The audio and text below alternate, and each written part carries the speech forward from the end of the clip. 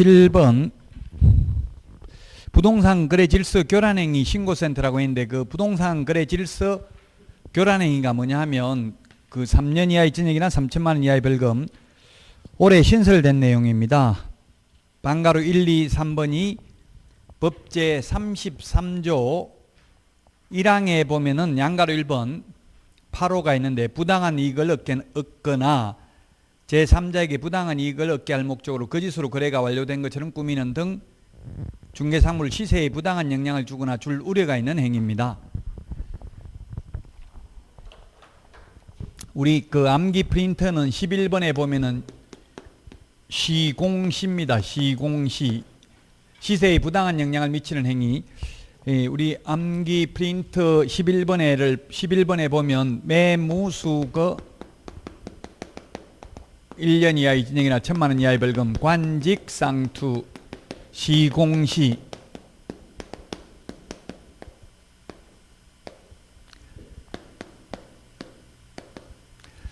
이 금지행위는 시험에 반드시 출제되는 파트죠.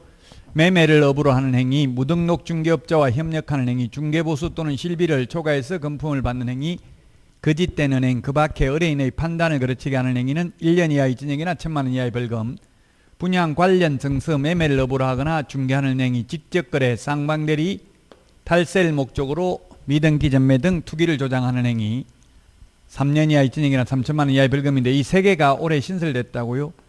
시세에 부당한 영향을 미치는 행위를 한 개업공개사 등, 그 다음에 누구든지 시세에 부당한 영향을 미치는 행위를 하는 자, 그 다음에 단체 구성은 이외의 자와 공동중개를 제한하는 행위, 친목회, 회원, 비회원 해가지고 왕따시키는 행위, 3년 이하의 징역이나 3천만 원 이하의 벌금이고, 이러한 금지 행위를 한 경우에는 개업공인중개사의 경우에는 임의적 취소, 그 다음에 임의적 취소 안 하면 업무정지할 수 있고요. 업무정지할 수 있고요. 그 다음에 소속 공인중개사의 경우에는 자격정지 처분을 할 수 있습니다. 자격정지 처분. 그러나 누구든지 시세에 부당한 영향을 미치는 행위, 이건 누구든지이기 때문에 행정처분 대상은 아니죠. 이 누구든지는 주로 누구냐 하면 아파트 입주자 커뮤니티, 그 다음에 동대표, 뭐 분여회, 아파트 분여회 이런 게 해당되기 때문에 행정처분 대상은 아닙니다. 그게 양가로 3번 누구든지 시세에 부당한 영향을 줄 목적으로 개업공개사 등의 업무를 방해하는 행위가 5개의 유형이 나와 있습니다. 안내문, 온라인 커뮤니티 등을 이용하여 특정 개업공개사 등에 대한 중개 의뢰를 제한하거나 제한을 유도하는 행위. 이거 용인 같은 데 가면 많이 하죠. 신규 아파트 입주하니까 저기 100곳 신도시라고 시흥시도 입주하고 3억이 올랐어요. 분양가 대비해서 입주하고 나서. 그거 왜 그렇게 했어요? 입주자들 커뮤니티에서 전부 담합해가지고 우리도 그게 분양가가 3억이었는데 입주하니까 일주일 만에 6억으로 돼버렸어요. 이런 거 많이 하고 있죠. 지금 용인 같은 데 특히 심하다고 나와 있어요. 뉴스에. 이번 안내문, 온라인 커뮤니티 등을 이용하여 중개사물에 대하여 시세보다 현저하게 높게 표시광고 또는 중개하는 특정 개업공개사 등에게만 중개 의뢰하도록 유도함으로써 다른 개업공개사 등을 부당하게 차별하는 행위. 그 다음에 안내문, 온라인 커뮤니티 등을 이용하여 특정 가격 이하로 중개를 의뢰하지 아니하도록 유도하는 행위. 4번 정당한 사유 없이 개업공개사 등의 중개사물에 대한 정당한 표시광고 행위를 방해하는 행위. 이 4번 매물 올려놨으니까 분여회에서 와가지고 우리 아파트는 왜 5억 올려놨냐, 옆에는 7억인데 우리도 7억으로 올려달라, 문 닫고 싶냐, 이렇게 분여회에서 몰려와가지고 하고 이런 게 많이 있어요. 자, 그 다음에 5번 개업공개사 등에게 중개사물을 시세보다 현저하게 높게 표시광고하도록 강요하거나 대가를 약속하고 시세보다 현저하게 높게 표시광고하도록 유도하는 행위. 전부 3년 이하의 징역이나 3천만 원 이하의 벌금입니다. 올해 신설된 벌칙이고요. 그 다음에 8번 휴폐업신고입니다. 휴폐업신고. 1번, 2번 이게 신설되는데, 휴업 폐업신고를 하려는 자가 부가가치세법에 따른 휴폐업신고를 같이 하려는 경우에는 사업자 등록, 휴폐업신고서를 함께 제출해야 된다. 이 경우 등록관청은 함께 제출받은 신고서를 지체 없이 관할 세무서장에게 송부하여야 한다. 2번에 보면 관할 세무서장이 부가가치세법 시행령 13조 제5항에 따라 중개업, 휴업, 폐업 신고서를 받아 해당 등록관청에 송부한 경우에는 중개업, 휴업, 폐업 신고서가 제출된 것으로 본다. 이게 뭐냐면 제가 폐업을 한 8번 해봤거든요. 등록도 그만큼 많이 망했다는 이야기죠. 그래서 폐업을 해봤는데 등록관청에 가면 폐업은 뭐 금방 되고 줄 서가지고 폐업해 본 적은 없어요. 한 번도. 폐업하러 온 사람이 뭐 하루에 줄 서가지고 하는 건 없죠. 근데 세무서에는 가니까 거의 번호표 뽑아가지고 대기해야 되더라고요. 사업자 등록 말소 폐업은 세무서 가서 해야 되잖아요. 이제 두 군데 중에 한 군데 가서 둘 다 할 수 있다는 이야기예요. 등록관청에 가서 폐업, 중개업 폐업하면서 그냥 사업자 등록도 폐업 신고 같이 할 수 있다는 이야기예요. 그러면 등록관청이 받아가지고 세무서에 송부해주면 그냥 그 사업자 등록도 폐업 신고가 수리된 것으로 본다는 이야기입니다. 저도 폐업을 계속 하다가 사업자 등록도 지금은 제가 사업자 등록을 폐업을 안 했어요. 중개업을 할 때 그 사업자 등록을 그대로 가지고 있으면서 업종, 업태가 있잖아요. 그것만 그냥 종목만 바꾼 거예요. 지금은 학원 강의, 부동산 학원 강의 이렇게 해가지고 사업자 등록은 번호 그대로 가지고 있어요. 옛날 거 그대로. 그러다가 다시 이제 중개업 할 때는 사업자 등록 번호 그대로 해가지고 업태, 업종만 바꾸면 되겠죠. 그 사업자 등록 번호는 그대로라 하더라도 제가 중개업을 다시 한다면 새로 그 대항력은 계속 유지되는 게 아니고 사무소를 다시 만약에 임대차 계약을 새로 체결했다면 인도받고 난 다음 날 대항력이 생기겠죠. 뭐 사무소도 지금 중개사무소는 없으니까 어쨌든. 자, 그래서 휴폐업 신고는 사업자 등록이나 중개사무소나 휴폐업을 한 군데 가서 다 같이 할 수 있다. 세무서에 가서 중개사무소 폐업을 할 수도 있고 아니면 등록관청에 가서 사업자 등록도 말소, 폐업 신청할 수 있고 휴업 신청도 할 수 있다. 민원인의 편의를 위해서 둘 중에 한 군데 가서 다 할 수 있다는 이야기입니다. 9번 벌칙인데 조금 전에 이야기했죠. 그 새로 생긴 거 시공시 동그라미 1, 2, 3번 3년 이하의 징역이나 3천만 원 이하의 벌금이 3개가 신설됐고요. 그 다음에 3천만 원 이하의 벌금이 요건 부동산 거래 신고 등에 관한 법률이죠. 공인중개사법은 아니고 부동산 거래 신고 등에 관한 법률에 3천만 원 이하의 과태료가 3개가 있는데 2개가 신설됐어요. 한 개, 3번은 원래부터 있던 거고 1번, 2번이 신설됐다고요. 1번 계약을 체결하지 아니하였음에도 불구하고 거짓으로 부동산 거래 신고를 하는 행위. 2번 부동산 거래 신고 후 해당 계약이 해제 등이 되지 아니하였음에도 불구하고 거짓으로 해제 신고한 경우. 이 2개가 신설됐다고요. 3번은 원래부터 있던 내용이고 1번, 2번 이 2개는 자진 신고해도 과태료 면제 감경 대상도 아니고요. 1번, 2번은 포상금 지급 대상입니다. 부동산 거래 신고 등에 관한 법률에서 1, 2, 3번 모두 3개 모두 다 3천만 원 이하의 과태료는 자진 신고해도 면제 감경 대상이 아니죠. 우리 암기 프린트 내드린 거에는 47번에 보면 자진 신고해도 면제 감경 대상이 아닌 게 6개가 있어요. 거기에 3천만 원 이하의 과태료 3개가 다 들어가 있다고 47번에 있죠. 자진 신고해도 면제 감경 대상이 아닌 거. 자, 그 다음에 500만 원 이하의 과태료 양가로 3번에 역시 3개가 신설됐는데요. 부당한 표시 광고. 우리 암기 프린트는 23번에 있습니다. 23번에 확부모 추 개운해공 명령교 저는 이렇게 했는데요. 명령교. 자, 그래서 구체적 기준이 500만 원인데 이 3개가 신설됐다고요. 올해 부당한 표시 광고, 모니터링 자료 제출 거부, 추가 정보 게재 요청을 거부한 정보통신 서비스 제공자, 국토부 장관이 부과하죠. 모니터링 자료 제출 거부와 추가 정보 게재 요청을 거부한 경우는 부당한 표시 광고는 등록관청이 과태료 부과하고요. 어쨌든 이 3개가 신설됐다. 그리고 또 이 확인 설명도 하지 않고 근거 자료 제시 안 하면 둘 다 안 하면 500인데 둘 중에 하나를 안 하면 대통령령의 구체적 기준이 400만 원에서 250만 원으로 바뀌었죠. 올해 250만 원으로 바뀌었습니다. 자, 500만 원 이하의 과태료가 3개가 신설됐고요. 그 다음에 동그라미 4번은 4개가 신설됐네요. 동그라미 4번은 공인중개사법은 아니고 부동산 거래 신고 등에 관한 법률에서 30일 이내 해제 신고하지 아니한 거래 당사자 500만 원 이하의 과태료입니다. 거래 당사자만 500만 원 이하의 과태료고 개공이 개업공개사 줄임말입니다. 개업공개사는 해제 신고 의무는 없어요. 해제 신고 할 수 있을 뿐이에요. 개업공개사가 해제 신고 안 했다고 처벌받는 것은 아닙니다. 그래서 500만 원 이하의 과태료 4개가 신설됐네요. 공인중개사법에 3개, 부동산 거래 신고 등에 관한 법률이 1개, 동그라미 4번에 있고요. 그 다음에 100만 원 이하의 과태료, 표시광고 시 보조원 이름을 명시한 경우. 2번, 인터넷 표시광고 의무를 위반한 경우입니다. 인터넷 표시광고 하면 소면, 가중, 총 이런 걸 해야 됐어요. 소재지, 중개사물의 소재지, 면적, 가격, 중개사물의 종류, 거래 형태 이런 걸 명시하는 걸 위반한 경우. 그 다음에 또 뭐가 있었어요? 건축물인 경우는 총, 사방, 계계, 입주간 이런 거 표시 안 하면 8개 표시 안 하면 100만 원 이하의 과태료고요.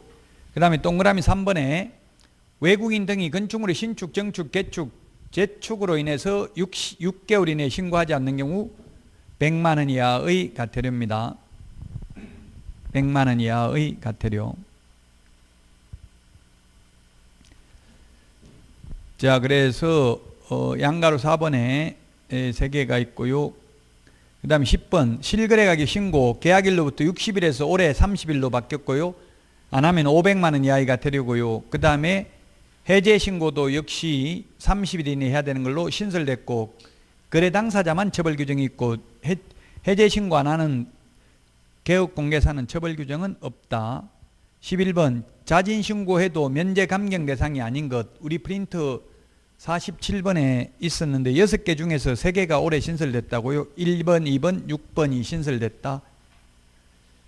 앞에서도 말씀드렸지만 계약 체결하지 아니하였음에도 불구하고 거짓으로 부동산 거래 신고를 한 자, 그 다음에 부동산 거래 신고 후 해당 계약이 해제 등이 되지 아니하였음에도 불구하고 거짓으로 부동산 거래의 해제 등 신고를 한 자, 3천만 원 이하의 과태료인데 모두 포상금 지급 대상이 되겠습니다. 그리고 자진 신고에도 면제 감경 대상이 아니고요. 6번 30일 이내에 해제 신고하지 아니한 자 500만 원 이하의 과태료입니다. 거래 당사자. 그리고 자진 신고에도 면제 감경 대상이 아닙니다.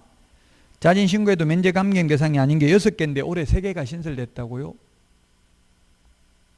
조사가 시작되기 전에 조사가 시작되기 전에 자진 신고하면 면제해 주죠. 조사 시작되고 나면 50% 깎아주는데 이 6개는 자진 신고에도 면제 감경 대상이 아니다. 그 다음에 12번 부동산 거래 신고법상 포상금 지급 대상입니다. 동그라미 2번, 3번이 올해 신설됐다. 5개가 있습니다. 자진 신고에도 면제 감경 대상이 아닌 게 자진 신고가 아니라 포상금 지급 대상이 아닌 게 5개가 있는데 이 중에서 2개가 신설됐습니다. 부동산 거래 신고 등에 관한 법률상 포상금 제도인데 포상금 제도를 다시 한번 그러면 보도록 하겠습니다. 포상금.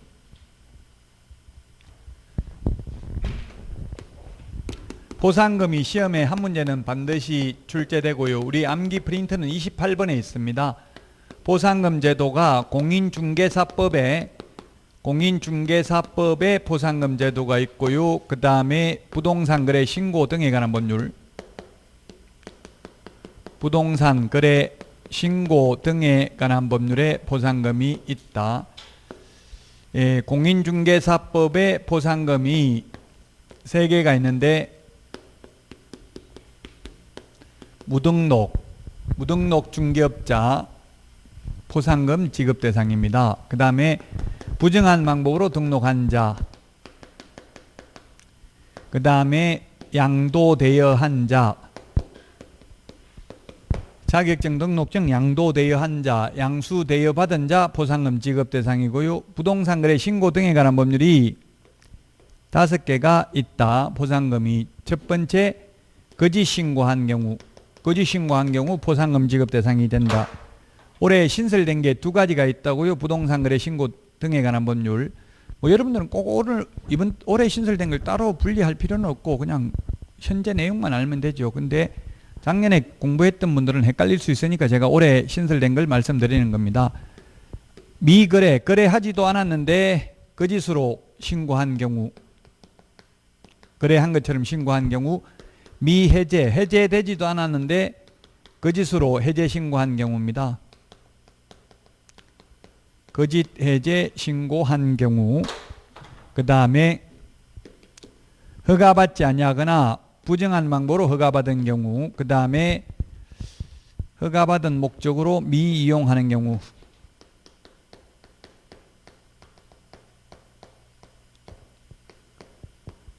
이게 포상금 지급 대상이 되겠습니다.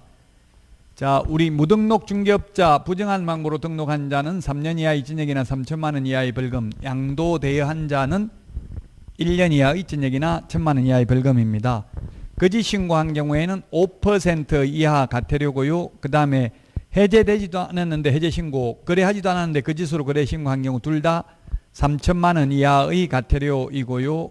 그 다음에 허가받지 아니하거나 부정한 방법으로 허가받은 자는 2년 이하의 징역이나 당해 토지 가격의 100분의 30에 상당하는 금액 이하의 벌금입니다.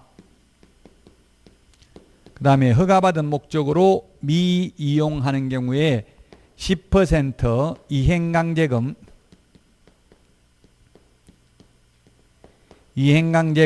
10%가 되겠습니다. 물론 10% 범위 내에서 대통령령으로 정하는 금액인데 대통령령에 보면 방치하면 10%, 이용 목적을 변경하면 5%, 임대하면 7%, 기타 7%라고 옛날 공법 시험에 출제됐었습니다. 2017년도부터 공인중개사법으로 왔는데, 자, 공인중개사법에서 포상금을 받으려면 행정기관에 의해서 발각되기 전에 등록관청에 신고하거나 수사기관에 고발한 자에 대해서 검사가 공소 제기하거나 기소유예 결정이 있어야 됩니다. 포상금을 받으려면은.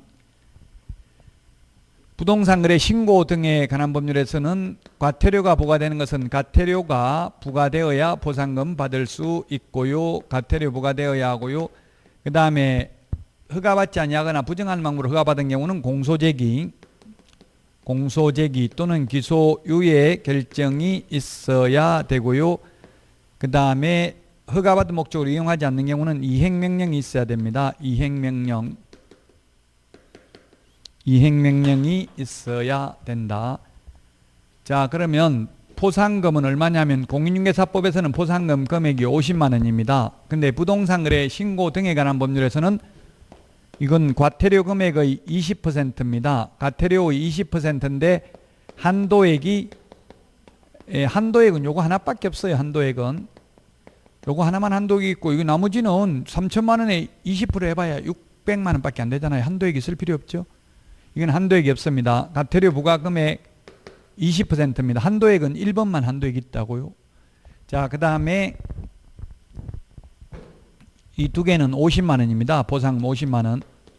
허가받지 아니하거나 부정한 방법으로 허가받은 경우, 허가받은 목적으로 미이용하는 경우는 50만 원입니다. 자, 그 다음에 과태료는 공인중개사법에서는 국고에서 50% 지원할 수 있다. 지원 가능하다. 그러나 부동산 거래 신고 등에 관한 법률에서는 모두 시군구 재원으로 충당을 합니다. 시군구 재원으로 충당을 한다. 자, 그 다음에 공인중개사법에서는 포상금 지급 결정일로부터 1월 이내에 포상금을 지급하고요. 부동산 거래 신고 등에 관한 법률은 접수된 날로부터 2개월 이내에 포상금을 지급합니다. 접수된 날로부터 2개월 이내에 포상금을 지급한다. 자, 그 다음에 2인 이상이 공동으로 신고를 한 경우에는 2인 이상이 공동으로 신고를 한 경우에는 균분입니다. 균분. 그 다음에 2인 이상이 각각 신고를 한 경우에는 최초로 신고한 자에게만 지급합니다. 부동산 거래 신고 등에 관한 법률에서는 2인 이상이 공동으로 신고하면 균분, 배분 방법에 관한 합의를 해오면 합의된 방법이고요. 그 다음에 여기 잘못 적었네. 의미는 같은데 2건 이상이라고 되어 있죠. 2건 이상. 2건 이상이 접수된 경우에는 균분이 아니고 최초로 신고한 자만. 근데 부동산 거래 신고 등에 관한 법률에서는 2건이라는 표현을 쓰지 않고 2인 이상이 각각 신고라고 표현을 하고 있습니다. 같은 의미죠. 2건 이상 접수됐다는 말하고 이 경우에는 최초로 신고한 자만 포상금을 지급합니다. 자, 어쨌든 지금 오늘 이번 시간에 말씀드리려고 하는 거 2가지가 신설됐다고요. 올해 신설됐다. 작년에 없다가 포상금 지급 대상이 올해 신설된 내용입니다. 자, 그 다음에 13번 업무의 전자적 처리가 불가능한 거. 이것도 다른 분들은 조금 다르게 강의하는 분들도 계시던데요. 휴업신고, 폐업신고는 시험에 출제됐고요. 이 업무의 전자적 처리가 불가능한 거는 왜 그러냐면은 이유가 이번에 보니까 2차 재난지원금도 대상자가 명백한 증거가 있는 거는 그냥 전자문서로 인터넷으로 신청하면 바로 심사 없이 지급을 한다더라고요. 그 전자문서가 가능하다는 거는 명확하게 입증할 필요가 없는 경우는 전자문서 가능한 거예요. 그런데 입증을 해야 되는 경우는 담당 공무원이 확인해야 되는 것은 전자문서가 안 되고 방문신고만 가능하다고요. 원칙적으로. 그래서 휴폐업신고는 등록증을 반납하러 가야 됩니다. 휴업신고, 폐업신고는. 근데 3번이 문제예요. 3번. 이게 고용관계 종료신고. 고용관계 종료신고는 현실적으로는 전자문서로 가능하고 한 데도 있거든요. 지자체별로. 제가 국토부에 건의했어요. 왜 법에는 우리 시행규칙 8조 4항에는 보면 8조 1항에는 고용신고는 전자문서 가능하다고 되어 있는데 4항에는 전자문서 가능하다는 말이 없거든요. 그래서 이론적으로는 불가능해요. 현실적으로 가능한 지자체도 있어요. 국토부에 어떻게 된 거냐 물으니까 시험에 안 나올 겁니다 이러더라고요. 나오면 나는 강사기 때문에 된다 안 된다 명확하게 말을 해야 된다. 가부간의 정답을 말해달라 하니까 그러면 법조문에 있는 대로 그냥 안 된다고 하세요 이러더라고요. 꼭 시험에 나온다면. 고용관계 종료신고는 시행규칙 8조 4항에 의하면 전자문서 안 됩니다. 왜 안 되는지 논리적으로 설명하기는 어렵다고. 이거는 제가 볼 때는 입법의 불비인 것 같아요. 법을 잘못 만들었다고요. 어쨌든 법조문상은 안 된다고요. 고용관계 종료신고. 현실적으로는 가능한, 현실적인 거 시험에 안 나옵니다. 우리 시험에 현실적으로는 이런 말 안 나온다고요. 현실적인 거 생각할 필요도 없어요. 우리 시험 공부니까. 어쨌든 안 됩니다. 고용관계 종료신고는. 그 다음에 4번에 거래 당사자 중 일방이 신고를 거부하여 단독으로 부동산 거래 신고를 하는 경우에는 사유서와 계약서 사본을 제출하러 가야 됩니다. 5번에 거래 당사자의 주소, 전화번호, 휴대전화번호 정정의 경우에는 우리 암기 프린트 14번에 1번에 적어놨는데 이거는 단독으로 정정이 가능하기 때문에 공무원이 확인을 해야 되므로 전자문서는 안 됩니다. 그 다음에 6번 부동산 등의 면적 변경 없는 상태에서 거래 가격 변경 신고입니다. 면적이 변경 없는데 가격을 변경했다는 건 이상하잖아요. 그래서 계약서 사본 등을 제출하러 가야 됩니다. 7번 거래 당사자 중 일방이 신고를 거부하여 상대방이 단독으로 부동산 거래 계약 해제 등을 신고하는 경우에도 전자문서가 안 됩니다. 그 다음에 8번에 거래 가격 중 분양 가격 및 선택 품목 변경 신고 전자문서 안 됩니다. 선택 품목을 옵션 비용 이렇게 나올 수도 있어요. 자, 그 다음에 14번 가태료 부과 기준인데 그래서 제가 이걸 자료를 지난주에 사실 내드렸었거든요. 그래서 문제 6번이 보면은 지난주에 받아서 풀어보신 분은 문제 6번 해설이 답이 잘못되어 있었어요. 문제 6번 지난주에 했던 분들은. 그래서 6번이 답이 6번이 3개니까 답이 몇 번이죠? 4번, 3개는 3번이네요. 아마 4번으로 되어 있었을 거예요. 지난주에 받으신 분은. 그래서 6번에 지난주 풀어보신 분들은 3번이 정답이 되겠습니다. 자, 14번.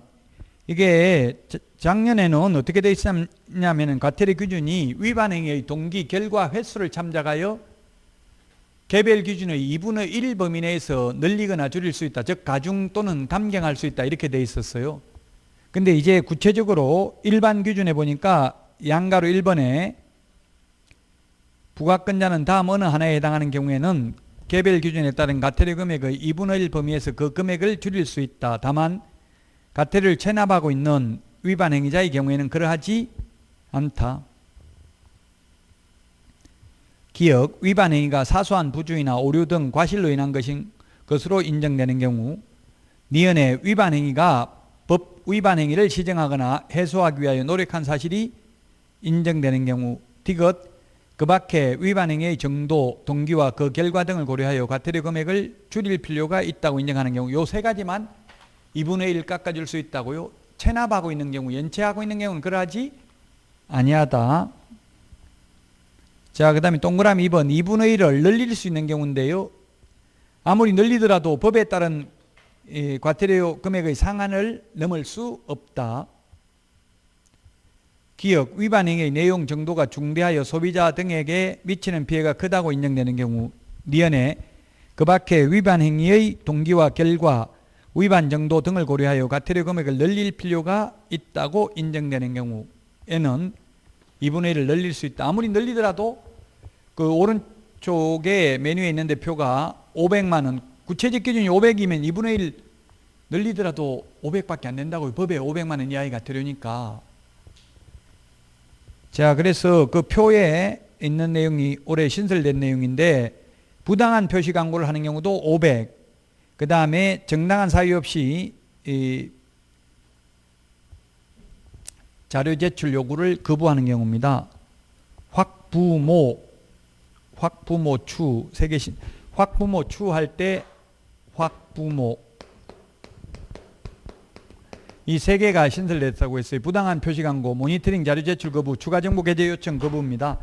가가 부당한 표시 광고, 나가 모니터링 자료 제출을 거부한 경우, 다가 정당한 사유 없이 추가 정보 게재 요청을 따르지 않는 경우, 구체적 기준은 500입니다.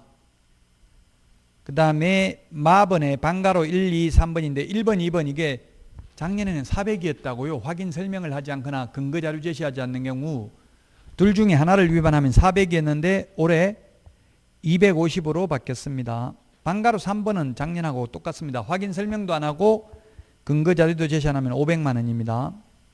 그 다음에 하에 법제 18조 2 제1항 또는 제2항을 위반하여 중개사물의 중개에 대한 표시 광고를 한 경우, 보조원을 명시한 경우 50만 원이다. 구체적 기준 100만 원 이하의 과태료인데, 이게 뭐냐면 18조 2의 1항이 성명, 소연 등 표시 광고할 때 성명, 소연 등을 적지 않는 경우, 등록번호가 신설됐다고 했죠. 그 다음에 2항인가요? 그게 2항은 뭐냐면 인터넷 표시 광고하는 경우 소면, 가중, 그 총이라고 했어요. 총. 건축물인 경우 총사방, 개개, 입주관, 총청수, 그 다음에 사용승인, 사용검사 받은 날, 방향, 방의 개수, 욕실 개수, 입주 가능일, 주차 대수, 관리비까지도 명시를 해야 되고, 이런 거 안 하면 100만 원 이하의 과태료라고요. 법에는 100만 원 이하의 과태료인데 대통령령의 개별 기준, 구체적 기준은 50만 원이라고요. 이 구체적 기준에 2분의 1 범위 내에서 늘리거나 줄일 수 있는데, 아무리 늘리더라도 법에서 정하고 있는 100만 원, 500만 원은 초과할 수가 없죠.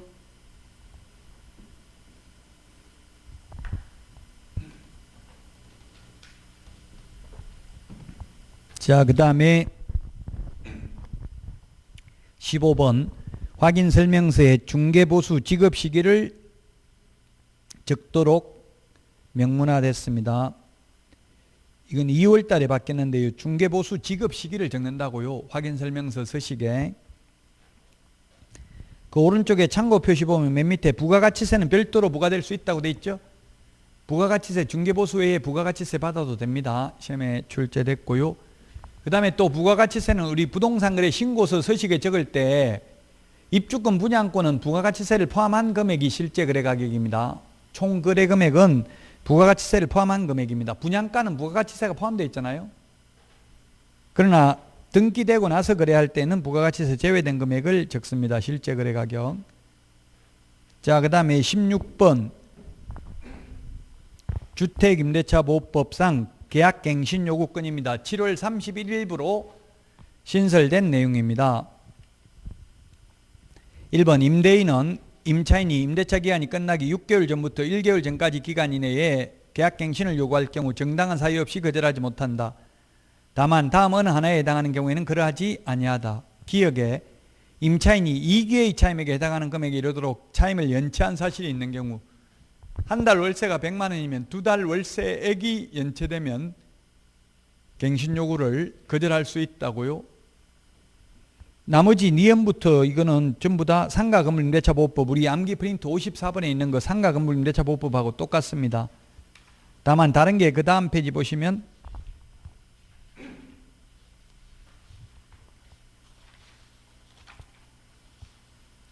그 다음 페이지를 보시면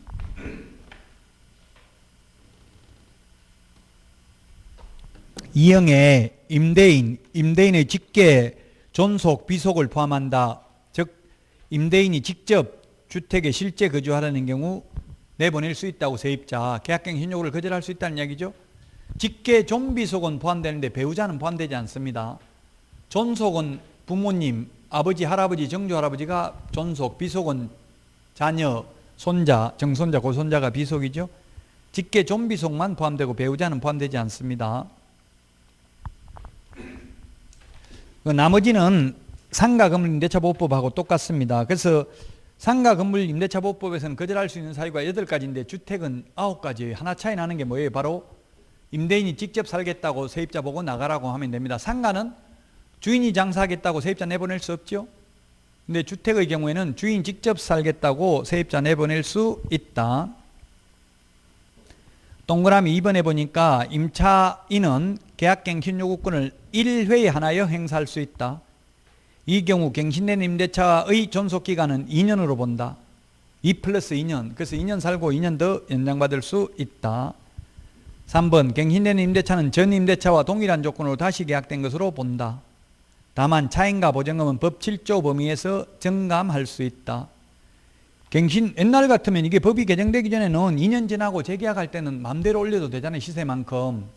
이제 2년 연장할 때도 최대 5%밖에 못 올린다. 자, 그 다음에 4번 갱신되는 임대차의 해지에 관하여는 법정 갱신을 준용한다. 자, 그 상가의 경우에는 계약 갱신 요구를 해서 갱신된 경우는 임차인도 해지 통고할 수 없다고 아까 문제 풀었잖아요. 근데 주택의 경우에는 갱신돼도 세입자가 나가고 싶으면 주인한테 이야기하면 3개월 지나면 나갈 수 있다는 이야기죠. 상가는 갱신 요구에 의해서 갱신되면 못 나갑니다. 세입자 마음대로 못 나간다고요. 자, 그 다음에 5번입니다. 5번. 임대인의 직계 존비속을 포함하죠. 직접 살겠다고 세입자 내보내놓고 만약에 다른 데 세를 놓으면은 갱신을 거절하였음에도 불구하고 갱신 요구가 거절되지 아니하였더라면 갱신되었을 기간이 만료되기 전에 정당한 사유 없이 제3자에게 목적 주택을 임대한 경우 임대인은 갱신 거절로 인하여 임차인이 입은 손해를 배상하여야 한다. 그러면 세를 안 놓고 그냥 2년 동안 비워놔버리면 손해배상을 안 해줘도 되죠. 세입자 내보내고 극단적으로 다른 데 세를 안 놓으면 손해배상은 안 해줘도 되기는 합니다. 6번 손해배상액은 거절 당시 당사자 간의 손해배상액의 예정에 관한 합의가 이루어지지 않는 한 다음 금액 중 큰 금액입니다. 큰 금액 네모해 놓으세요. 큰 금액, 적은 금액이 아니고 다른 데는 적은 금액인데 여기는 큰 금액입니다. 기억, 갱신 거절 당시 월차임, 차임 외에 보증금이 있는 경우에는 그 보증금을 제7조 2 각호 중 낮은 비율에 따라 월단위 차임으로 전환한 금액을 포함한다. 이하 환산 월차임이라 한다. 의 3개월분에 해당하는 금액입니다. 그 다음에 니은에 임대인이 제3자에게 임대하여 얻은 환산 월차임과 갱신 거절 당시 환산 월차임 간의 차액의 2년분에 해당하는 금액. 디귿 실제로 입은 손해액 3개 중에서 가장 큰 금액입니다. 자, 그러면 1번을 다시 그러면 1번이 뭐냐 하면은 1번이 석 달 환산월세액이라고요. 환산월세액. 환산월세는 전세는 월세로 환산해야 되잖아요. 그러면 예를 들면 보증금이 3천만 원이고 월세가 가령 50만 원이 자리에 살고 있는데 주인이 세입자 보고 나가라고 했어요. 주인이 직접 산다고 또는 부모님 산다고 그래 놓고 다른 데 세를 놨다고요. 그러면은 3개월 환산 월차임을 손해배상해야 된다고요.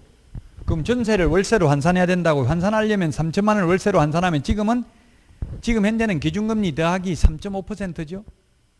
이게 뒤에 나와 있습니다. 바뀔 예정입니다. 시험 보기 전에 9월 말에 바뀔 예정이에요. 지금 아직까지는 확정은 안 됐는데 시험 보기 전에는 확실하게 바뀌어요. 어쨌든 지금대로 계산을 해보면 기준금리 더하기 3.5% 그 다음에 일할 중에서 낮은 비율이니까 기준금리 0.5 더하기 3.5% 하면 4%입니다. 3, 42, 120만 원. 120만 원 나누기 12달 하면 한 달에 10만 원입니다. 그럼 환산월차임 뭐예요? 그러면 월세 50만 원에 전세를 환산한 거 10만 원 합하면 얼마예요? 60만 원이죠? 60만 원 석 달 60만 원 곱하기 3개월이면 180만 원 손해배상해야 된다고요? 지금 현재. 그런데 이게 4%가 2.5%로 바뀔 예정입니다. 지금 이제 4%가 기준금리 더하기 2%로 바뀔 예정이라고요. 지금 뒤에 보면 있어요. 지금 19번에 있다고 이게 바뀔 예정인 게. 그러면 바뀌면 어떻게 되는 거예요? 그러면 3천만 원 더하기 2.5% 하면 2, 3은 6, 5, 3, 15 하면 75만 원입니다. 75만 원 나누기 12달 하면은 62,500원입니다. 그러면 환산월차임이 앞으로는 이게 어떻게 되냐면 62,500원 합하면 56,2,500원 곱하기 석 달 환산월차임액을 손해배상해야 된다고요. 그 다음에 두 번째는 뭐냐면 두 번째는 지금 현재 나한테 50만 원 월세를 놓고 있었는데 내보내고 다른 사람한테 가령 예를 들어서 100만 원 월세를 놨다면 그 차액이 얼마예요? 차액이 50만 원이죠? 곱하기 2년분이니까 24개월 하면 얼마예요? 1200만 원이죠? 그 다음에 세 번째 실제 손해입은액. 이 셋 중에서 가장 큰 금액, 높은 금액을 손해배상해야 된다고요. 그래서 지금 프린트 19번에 보니까 주택임대차보호법 입법 예고되어 있는 걸 보면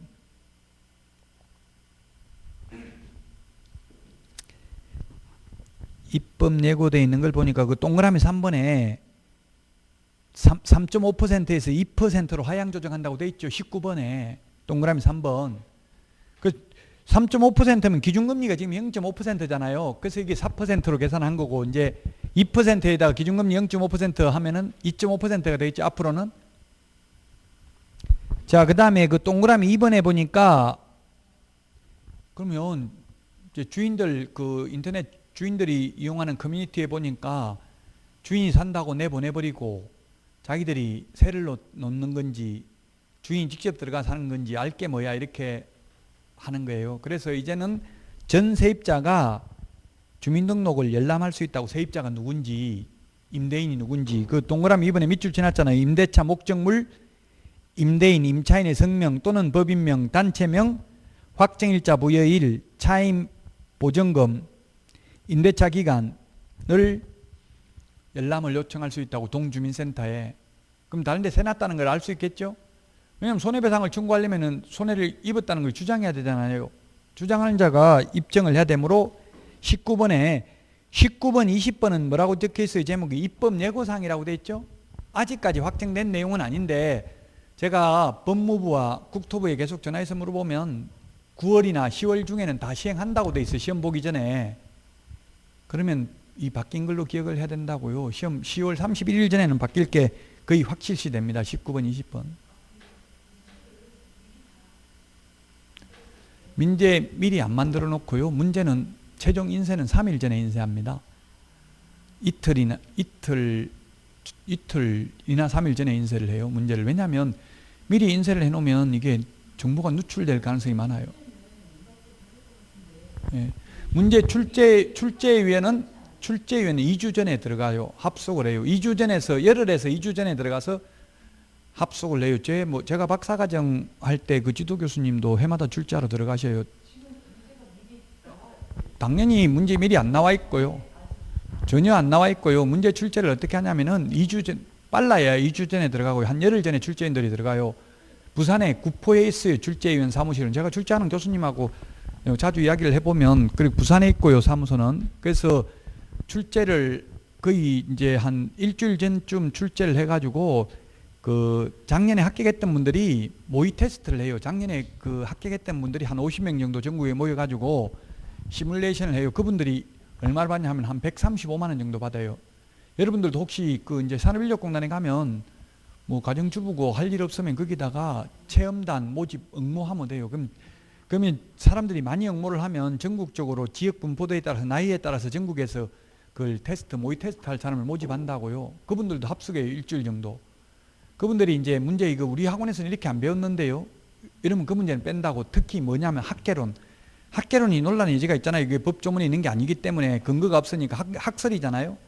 그래서 그런 거는 어떻게 하냐면 학개론 출제는 5분의 교수님이 들어가요. 그래서 각각 10문제씩 내요. 10문제씩. 그러면 50문제잖아요. 그래서 이게 상호 크로스 체크를 하는 게 2문제씩 논란의 여지가 있는 거 빼요. 서로 남이 출제해 놓은 거. 그래가지고 만약에 문제 이 신청이 인용되면 연대 책임이 5명 다 한 문제면 1년, 2문제 잘못됐으면 2년간 출제위원을 위촉 안 합니다. 내부 규정에 의해서. 그래서 이신 논란의 여지가 없도록 출제하려고 노력한다고요. 그 민법 같은 거는 8명 들어갔어요. 8명. 과목별로 조금씩 출제위원이 다를 수 있어요. 공인중개사법은 최하 3명은 들어갑니다. 국토교통부 직원 1명, 그 다음에 그 민법 교수 1명, 민법 담당한 대학 교수 1명, 그 다음에 부동산학 교수 1명, 부동산학과 교수 1명, 이렇게 해서 최하 3명은 들어가요. 그 더 들어갈 수도 있어요. 최하가 이제 3명은 들어간다는 이야기예요. 그래서 어쨌든 출제는 옛날에는 심지어 입법 예고되고 시행도 안 되는 것도 출제된 적이 있었어요.